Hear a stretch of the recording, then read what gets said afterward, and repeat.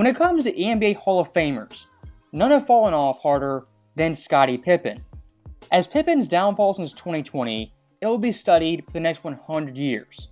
As in the summer of 2020, of course, the Last Dance documentary premiered and finally dropped. Since that happened, Pippen vs. Jordan, it's been a feud that's ongoing for the past 4 years. If you guys have been following it, you know it's one side of the Scottie throwing all the punches. And look, when it came to the Last Dance documentary, in my personal view, one of the best documentaries of all time for sports.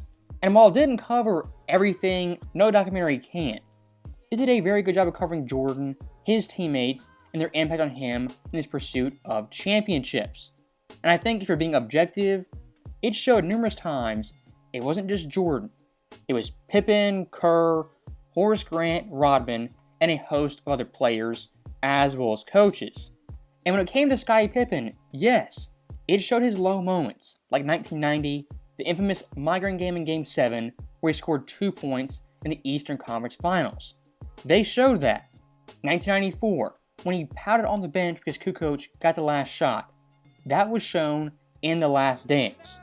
When it comes to those moments, I mean, Pippen, they happened, it's on film, it's documented. For better or worse, it's a part of your legacy and your history. And looking past Pippen's bad moments, what were highlighted infinitely more were his great moments. And when it came to Jordan, he said numerous times, he couldn't have done it alone and without Scottie Pippen. And when you say his name, Pippen's name means he followed directly afterwards. That is quite possibly the greatest compliment a player can give to their teammate. And when it comes to Jordan, that sentiment, it wasn't new. As even back in 2009, as a retirement speech, he went out of his way numerous times to mention Pippen and how important he was to the Bulls and Jordan's overall career. That is Michael Jordan giving Pippen a ton of props. Now, when it comes to Scottie, can't say the same thing for him when it comes to Jordan. As for the past 4 years, I would say really every 6 to 8 months Pippen just bashes Jordan randomly. I seen Michael Jordan play before I came to play with the Bulls. You guys seen him play. He's a horrible player. He was horrible to play with. He was all one-on-one. He's shooting bad shots. And all of a sudden, we become a team and we start winning. Everybody forgot who he was.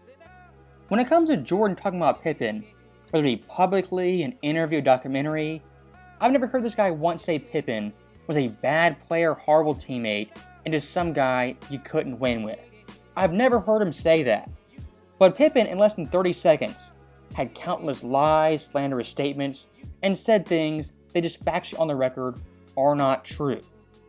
I mean, calling Jordan pre-Pippen when he came to the NBA some sort of horrible player, by all accounts, is not true. I mean, Jordan's rookie year, 85. He went to a 27-win team and lifted them to 38 wins. And as an individual, compared to his Bulls teammates, led them in scoring, assists, rebounds, and steals. And compared the entire NBA, finished 6th in MVP voting as a rookie. If that's considered being a horrible player, Scottie at no point in his career was a good player, because rookie Jordan clears any version of prime Pippen. And when it comes to the allegation of shooting bad shots being a ball hog, again, looking at the stats, just using common sense, it's not true.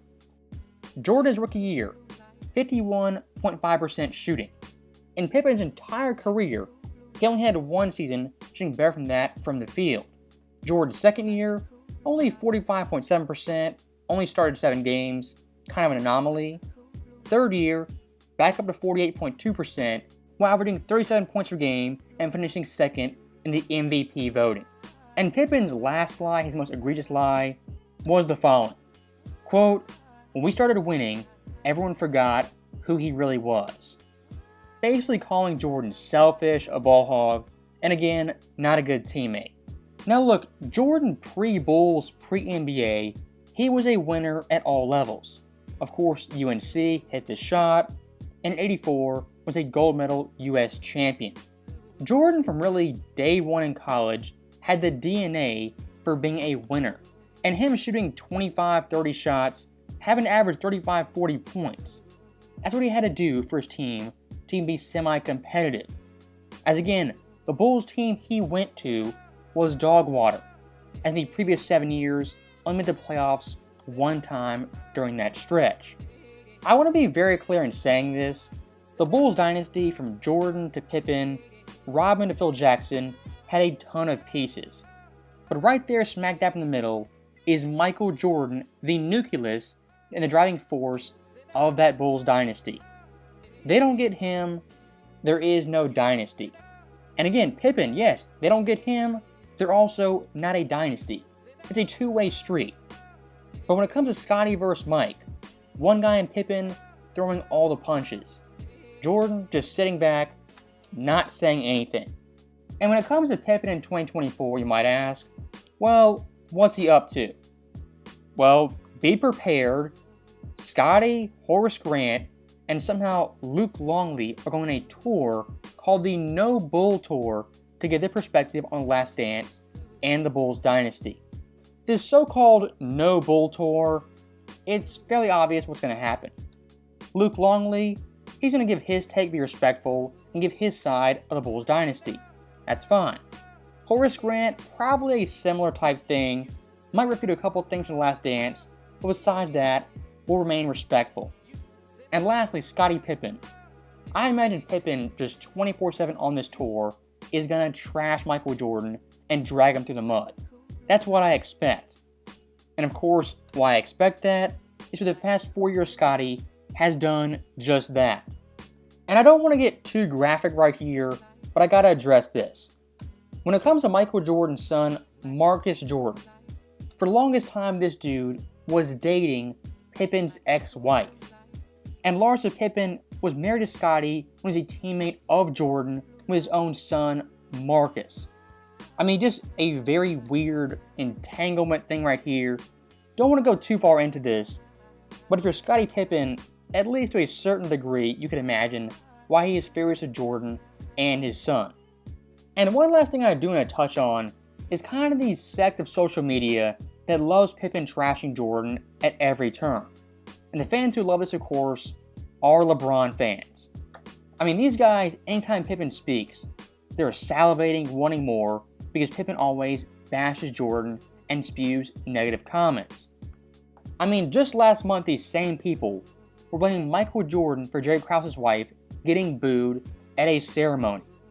And look, do you think it's right to boo a man who's already passed? Probably not, I wouldn't do it. But let's not rewrite history. Bulls fans, Chicago sports fans, long before The Last Dance, had hated Jerry Krause. I mean, even when they were winning championships, Krause was still reviled. But for these fans, any tiny crumb of Jordan slander, potential Jordan slander, they'll take it and run a mile with it. And speaking of Krause, back in the day, numerous times this dude tried to trade Pippen, and the majority of the time Michael Jordan would stop him. I mean, 1994 Pippen was nearly traded for Shawn Kemp. 95 almost got dealt with the Clippers and the Suns, and then 97 twice again almost got traded to Boston and Toronto. So that right there is the end of the video, and when it comes to the Last Dance documentary, it was fantastic. But 4 years later, looking at all the carnage in its way, you gotta ask, was it really, really worth it? So, as always, thank you guys for watching, hope you enjoyed it. I'll see you next time.